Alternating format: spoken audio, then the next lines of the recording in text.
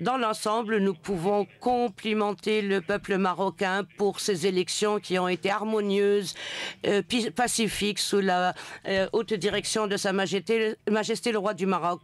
Nous nous félicitons du professionnalisme des autorités de l'État et de la courtoisie des membres des bureaux de vote.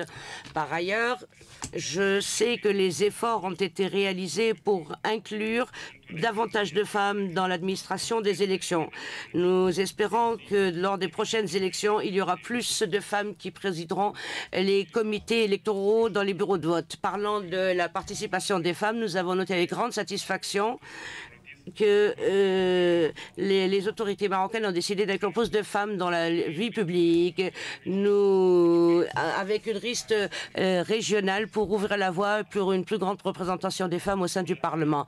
La délégation se félicite du taux de participation plus élevé, 7% de plus par rapport aux précédentes élections.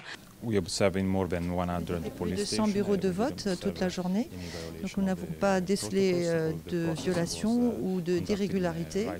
Donc avec plus d'affluence bien entendu à la fin de la journée, mais tout s'est très bien passé. Donc aucune régularité n'a été notée, aucune violation. De très bonne nature, excellente je dirais. Ça s'est très bien passé, sauf dans un seul cas à Rabat où un de nos membres observateurs s'est vu renier d'observer notamment pendant le processus de dépouillement. Mais à part ce cas isolé, nous avons bénéficié d'une très belle coopération de la part de l'ensemble des autorités locales.